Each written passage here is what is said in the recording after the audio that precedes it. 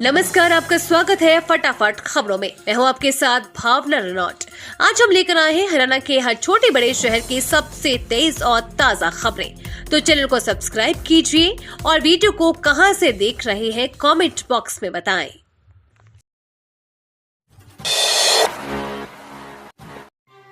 हरियाणा में 4 दिन तक शीतलहर की चेतावनी। 8 जिलों में बिगड़ सकते हैं हालात। पहाड़ों से आने वाली हवा बढ़ाएगी ठिठुरन। हिसार सबसे ठंडा। पहाड़ों पर लगातार हो रही बर्फबारी का असर हरियाणा में दिखाई दे रहा है।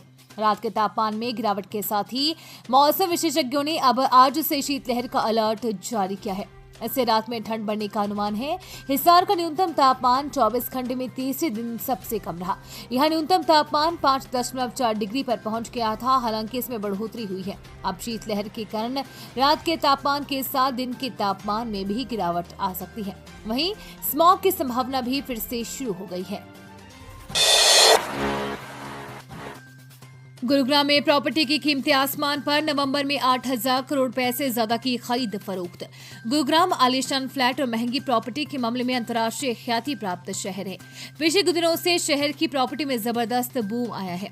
डीएलएफ के कैमलियास में 190 करोड़ रुपए में बिका पेंट हाउस के बाद एक बार फिर से शहर की प्रॉपर्टी के दाम चर्चा का विषय बन गए हैं। नवंबर में शहर की सभी 9 तहसील व उप तहसील में 8,604 करोड़ रुपए की प्रॉपर्टी की खरीद फरोख्त हुई है।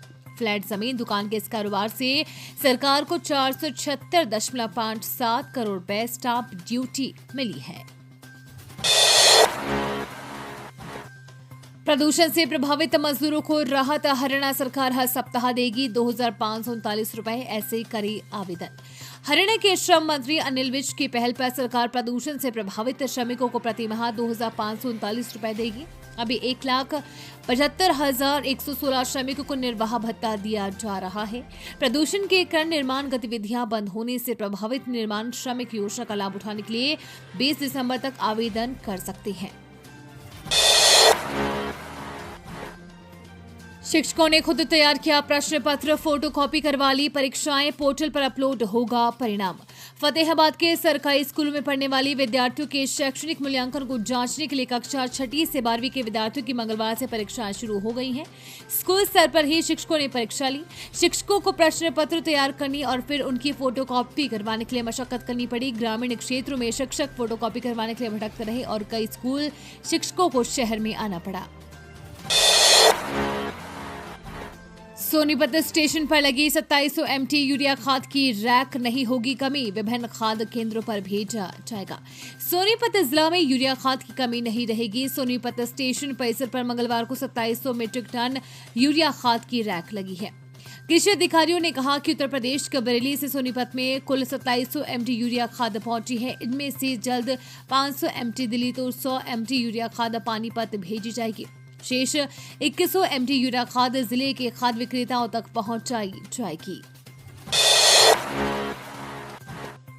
हरियाणा सिख गुरुद्वारा प्रबंधक कमेटी के चुनाव की तारीख का ऐलान। जनवरी 2025 में होगा मतदान।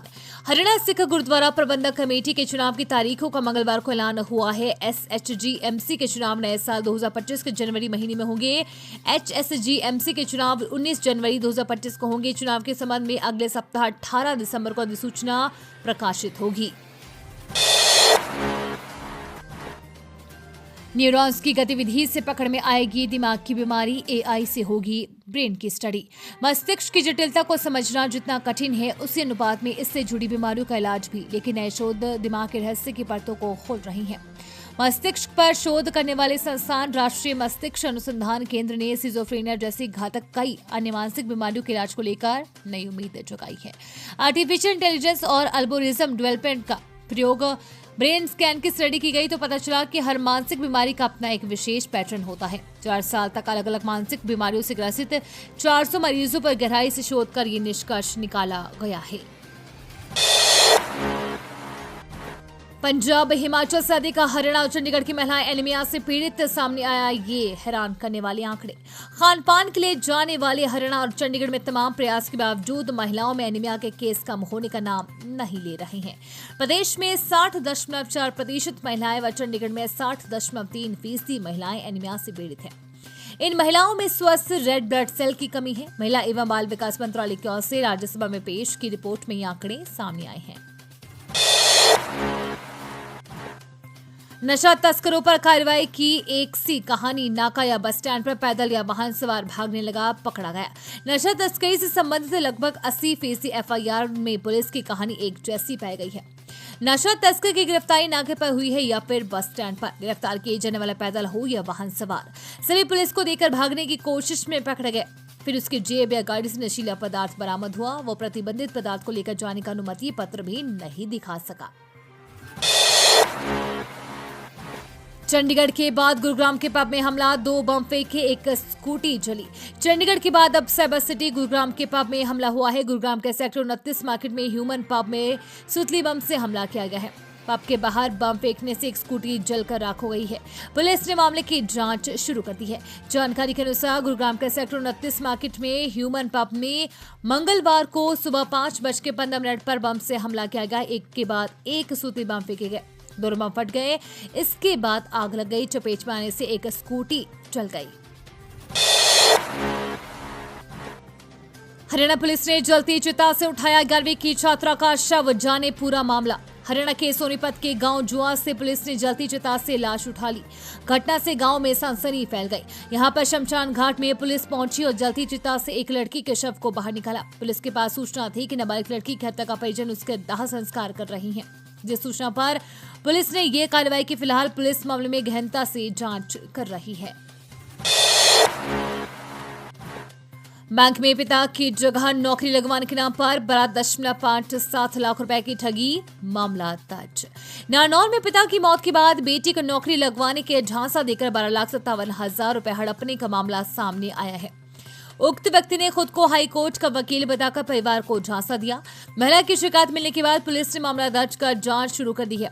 पुलिस शिकायत में नारनौल निवासी सरोज सोपर्णा ने बताया कि उसके पति पूर्णचंद सोपर्णा स्वर हरियाणा ग्रामीण बैंक नारनौल में स्केल 2 मैनेजर के पद पर कार्यरत थे, जो कि रेवाड़ी डेपुटेशन पर थे और नौकरी के दौरान ही उनकी 19 मई 2014 को मौत हो गई थी। ये थी आज की फटाफट खबरें। हम मिलेंगे अगले बुलेटिन में, तब तक के लिए धन्यवाद और जय हिंद।